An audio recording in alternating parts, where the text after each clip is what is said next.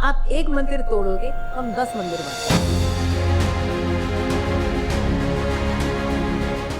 हमारे यहाँ पे पैसों की बोलबाला नहीं, पैसे कौन कितना ज्यादा से ज्यादा त्याग करता है उसकी बोलबाला है। गरीब को मदद करना सही, लेकिन उसके लिए मंदिर को गलत ठहराना गलत।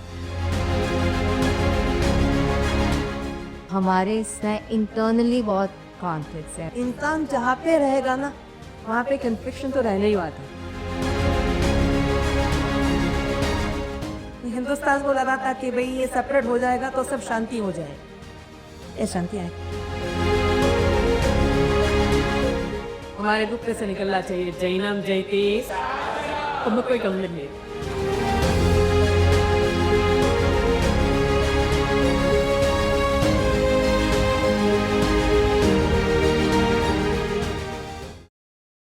So everyone wanted to know कि बिहारी's चढ़ावा सिस्टम, इट इज़ लाइक कि भगवान तो सबके लिए है, तो ऐसा तो नहीं होना चाहिए ना कि अमीरों के लिए भगवान है, बिकॉज चढ़ावा तो सबकी को कैपेसिटी नहीं होती है इतना स्कैन कर देती। तो उसके बारे में सबसे पहले हम यहाँ आके चढ़ावा सिस्टम कहाँ से चालू, पहले ये समझने की कोशिश कर। चढ़ावा सिस्टम स्टार्ट हुआ मेजरली मुगल काल पे, और मुगल काल के अंदर होता क्या था, मंदिर तोड़े जाते। अब हम लोग उनको तो फेद नहीं कर सकते थे, मंदिर तोड़ने से रोक नहीं गई, तो हमें मंदिर तोड़ने से रोक तो नहीं सकते हैं। तो हमारे जो पूर्वज थे बहुत ही विजडम वाले पर्सन, उन्होंने पूरा क्रिएटिव तरीका तैयार कि आप एक मंदिर तोड़ोगे, हम 10 मंदिर बांध। अब जब मंदिर बांधना तो व्हाट वी ये मेड मनी, तो उसमें ये सिस्टम चालू है कि चढ़ावा होगा, उसमें से जो इनकम जनरेट होगी उससे पूरे धर्म की रक्षा, उससे जो मंदिर बनेंगे, और एक मंदिर बनेगा तो मंदिर के साथ में साधु साध्वी श्रावक श्राविका का वहां पे आवागमन होगा, और उससे धर्म की रक्षा। चढ़ावा सिस्टम वहां से स्टार्ट हुई, और फिर धीरे धीरे कोई भी रिचुअल कोई वजह से चालू होता है, फिर वो रिचुअल हमेशा के लिए आगे बढ़ता।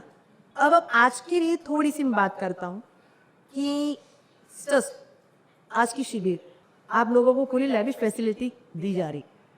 अगर ये फैसिलिटी, अगर इसकी जगह पर एक छोटे से कोई कुटिया जैसे उपाश्रय के अंदर आपकी शिविर होती तो आप में से कितने टिकते हैं?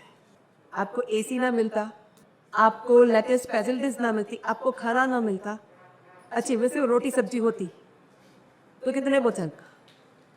सो for everything we need a petrol.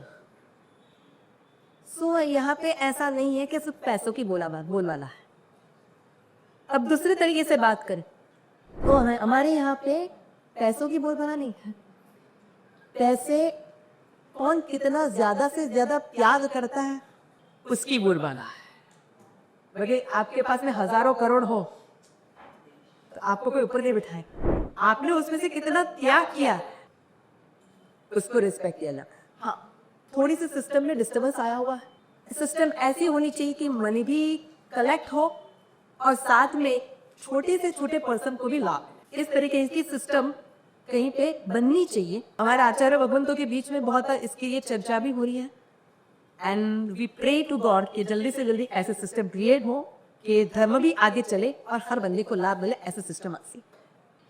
हमारे इसमें इंटरनली बहुत कॉन्फ्लिक्ट्स है, मतलब श्वेतंबर, टिकम्बर, ओसवाल, पौधाल, गुजराती, कच्ची, मतलब बहुत सारे कैटेगरीज है, सबके follow systems, doing things, lot of things is very different सबके लिए। तो सब लोग खुद का बोलते हैं बी आर बेस्ट। हाँ, तो क्लियरिटी नहीं आता उसमें। आप कौन सी कॉलेज से पढ़े? आप जब हिंदुजा में पढ़ते थे आपको कौन सी कॉलेज बेस्ट?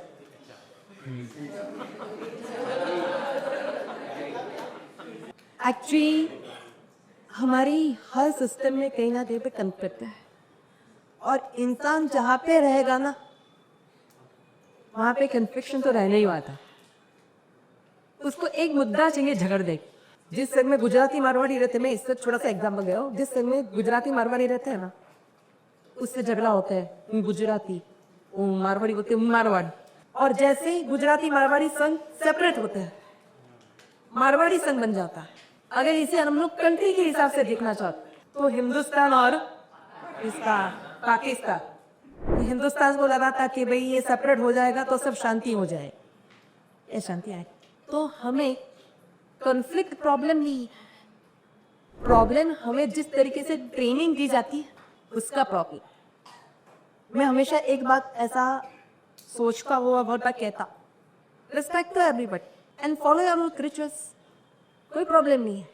अगर हमारे यहाँ पे इतने अलग अलग स्टेट्स है, कोई हिंदी भी बोलता है, कोई मराठी भी बोलता है, कोई मलयालम भी बोलता है, कोई तमिल भी बोलता है, वो जो बोलता है आपको समझ में भी नहीं आता, इलट को होता।